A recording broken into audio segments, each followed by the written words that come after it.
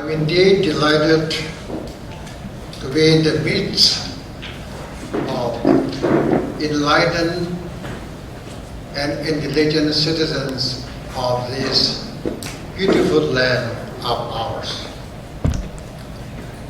This is a gathering of these intellectual young people, and yet they have invited an old man of 90 years old to be your speaker.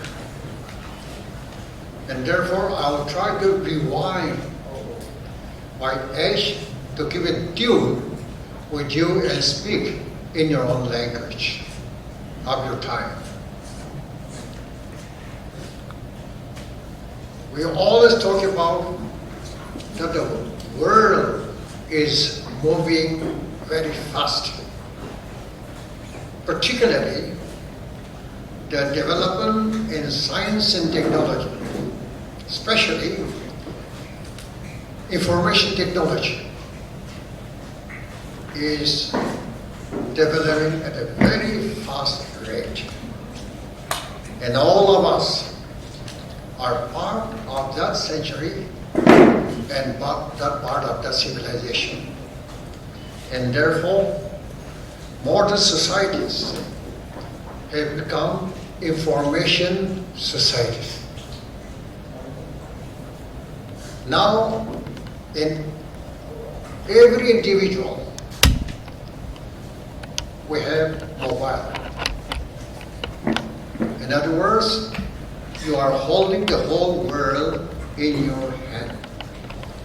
And that is the kind of society in which we live. Every citizen are equally interested to get the latest information, not only of the country, but the whole world. But this information should be comprehensive, accurate, and as far as fair. Now in this situation, the idea of right to information has become paramount in our society. But we should remember that the fundamental rights provided in the Constitution of India and also constitutions of democratic world, nothing has been given without check. In other words, no right is untrampled, the restriction. All rights are subjected to a certain code of conduct. And when the limit has to be imposed on this freedom of information and speech, there are very important restrictions in our Constitution, and that is security, decency, and morality. Though it is a freedom of press, freedom of expression, there are areas where we cannot go beyond the freedom.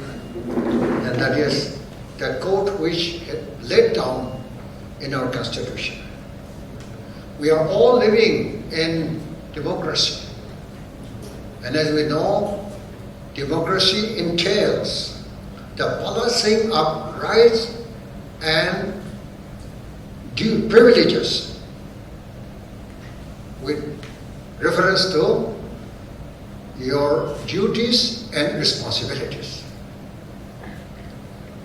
In democracy, we are free, no doubt, but our privileges, our rights have to be matched with our obligation, with our responsibility. And that is the beauty of the fundamental rights provided in the Constitution of India. In a totalitarian setup, the people and the press are regulated by whom? By government. Whatever you should do, whatever you should not do, all these are regulated by the government. Whereas in democracy, it has to be regulated by society. And therefore, restriction to this have to emanate from the society itself. It is not imposed, but it is inbuilt in society to regulate the restraint which we have to exercise in the freedom. That's the one thing. Now, freedom of expression is, you said, is also dangerous. When it goes beyond, I think it becomes dangerous. Now, Lamartine, one judge said, when the press is the echo of the sages or wise men, echo of the sages or wise men and reformers, then press works very well. But when it is the echo of turbulent cynics, then it merely feeds political excitement. I think that is the condition in which our press have to work. Another thing is the thorny relationship between press and government has been debated, discussed, deliberated on all occasions, and various commentaries were made by different commentators and writers. But what is important today is the relationship between newspaper and the people.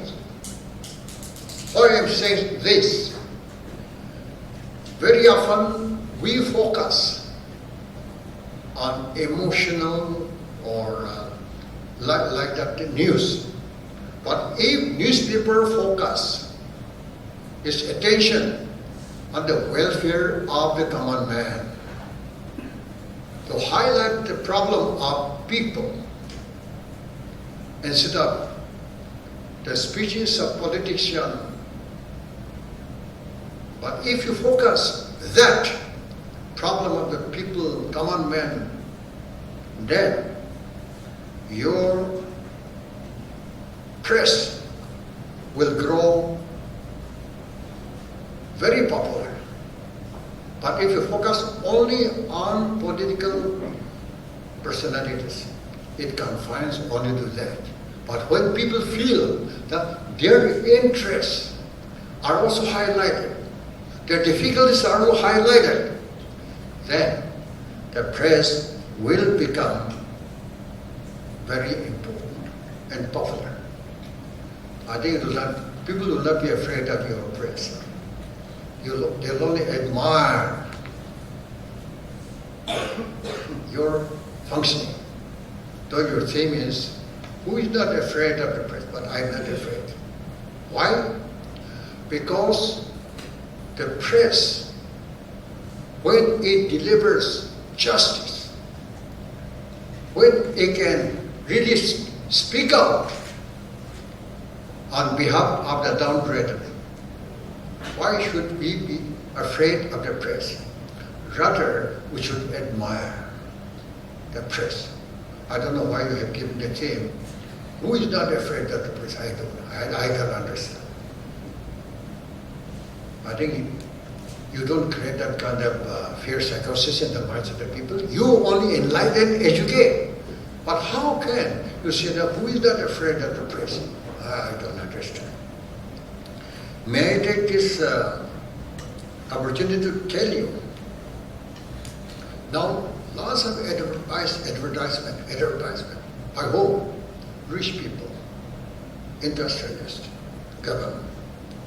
And this has resulted in brainwashing. Everything is painted in a very positive aspect. They think it's a dreamland. But they said it's a reality. And everything is exaggerated in advertisement. And people accept it. So it tends to brainwash the people, making people to believe that in this world, only rich people, industrials live. So he's poor. But because of that brainwashing, he believes that only Western people are civilized. Only rich people are civilized. I think this trend also has to be arrested.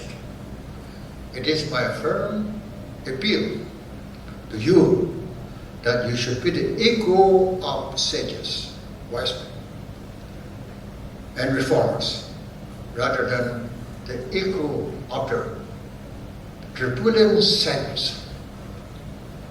That is about the press. But this is a very rare opportunity for all men like me to interact with the enlightened press fraternity in this state. I have many things to speak of. And as an all man, I don't represent any group. I represent myself. And therefore, my expression, if there's any, they should only criticize me. They should not blame anybody. That's one. Secondly, I want to speak only truth. Nothing but truth according to my assessment. And I want to share my vision of Nagaland. Today we are living in a very confused society. People are in darkness. Whether it is government, whether it is underground, whether it is churches in Nagaland, I think nobody can say that we are going to that direction. No one can say. And what is the special, peculiar features of Nagaland? Number one, though we talk about 21st century, we talk about scientific, technological development, we talk about advancement, digital age, and so on and so forth. But our people are too much obsessed to the past. I have been telling on several occasions to young people that there are millions and millions of yesterdays have already gone by. And it will continue to go. Millions and millions of tomorrows also will go, vanish. And you'll never come back because they merge with eternity. But one is always with you, and that is today. Today is a permanent friend. Today is a permanent asset for us. And today is the most important day for us to perform. But yes, if today, if you do well, then yesterday's records will be good. If you do good today, tomorrow will be brighter.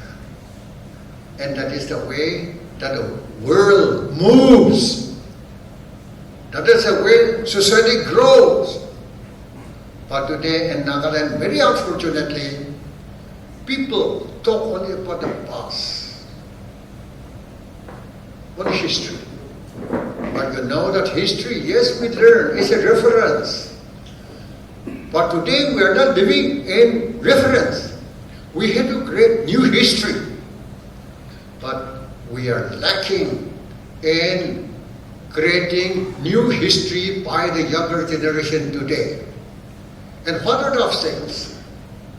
One, the other day I have been telling our community that Nagas are rearing three animals. A monkey, which is very primitive. Secondly, we are also rearing another animal which is called donkey. Very conservative. Very conservative. And another animal we are doing, tiger. Violence. These three Nagas have not been able to kill even today. That is the reason why we are not moving forward, because of egg and donkey. We have not been able to restore peace because of tiger being reared in our heart, in our society, and everywhere. So unless and until we kill these three animals, then Nagaland will remain as we are today. And therefore, I call upon the press community, fraternity, to tell our people that we are living not in 19th century, not in 20th century, but we are living in 21st century, and we are preparing for 22nd century. I think Nagas should also have forward-looking attitude, forward-looking thinking, vision. Another thing is, we always talk about politics. Politics is everything for us. And by talking politics, we have completely neglected economic development. We have completely neglected social reformation. We have completely neglected our cultural enlightenment. And what kind of situation in which we are living today, all of us are aware of it. But since we are living in that atmosphere, we are not feeling. It has become part of us. And why not? We escape from this dangerous trend, the climate prevailing heavily in Nagaland as well.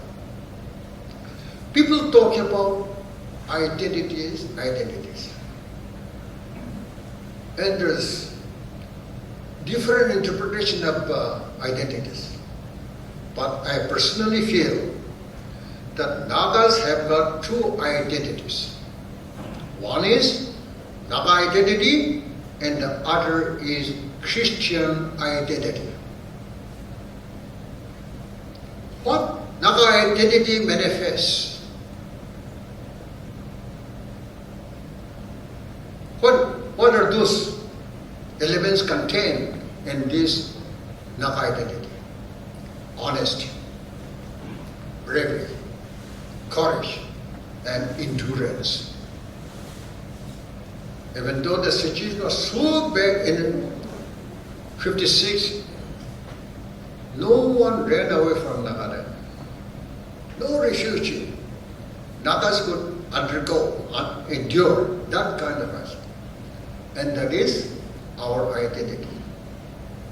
And what is this Christian identity?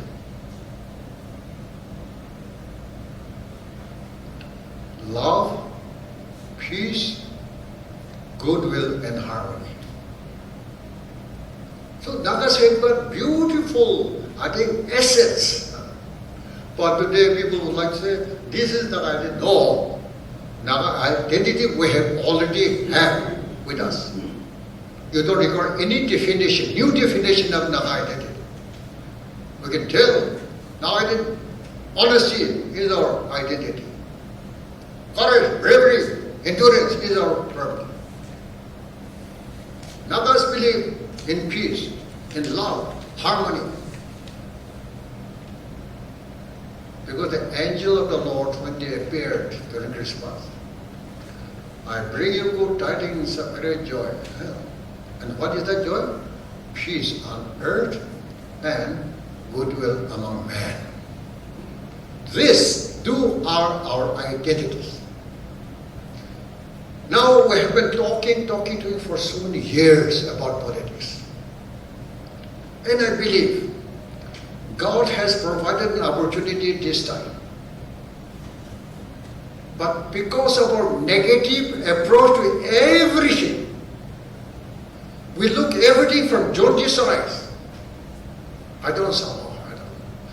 We talk so much of unity, but we are dividing, redividing. That is. We talk so much of this peace, but killing each other. So this negativism had to give way to positivism. Now, after so many years of negotiation for political solution, I think the leaders of the underground, I think we should also be grateful to them. Even though they are subjected to only one idea, during these long years of negotiation, they were exposed to modern civilization. They have seen the contemporary realities in politics, in economics, and everything in life. In their own wisdom and with their political foresight, they also have accepted the reality of the world, the reality of Indian society, the reality of Naga society. And they have also recognized the unique position of India in geopolitical international affairs. So they have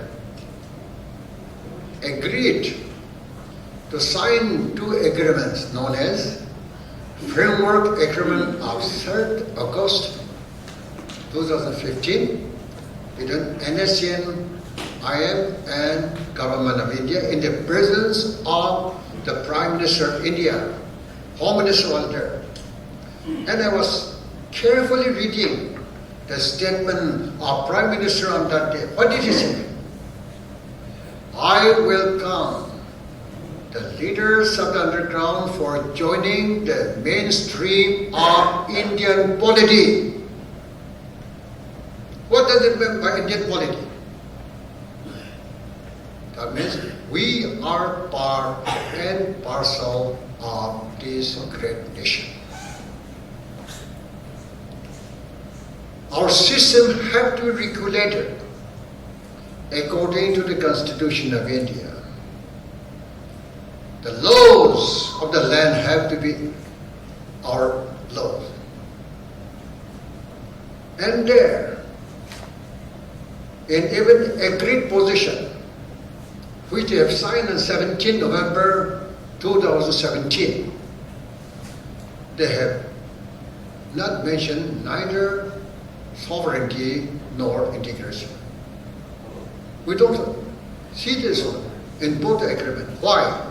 They have realized, recognized the contemporary political realities. And I believe both the leaders of the underground and government have drawn up this agreement in the best interest of the people of Nagaland and Government of India.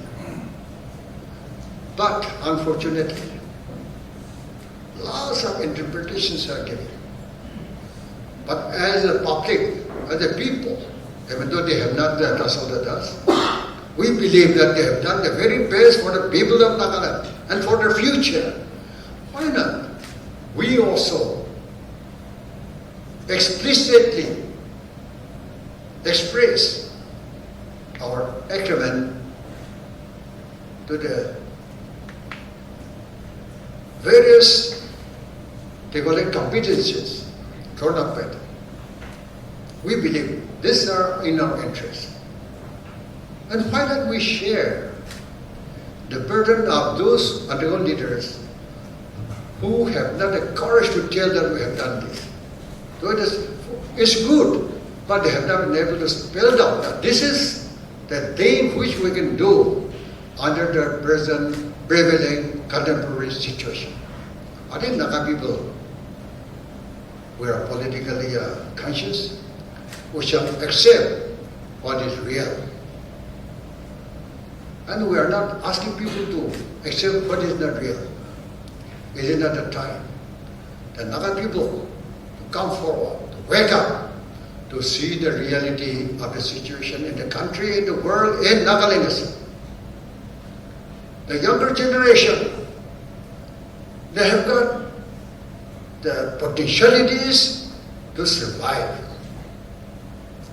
to work, to compete. But where is the space for them?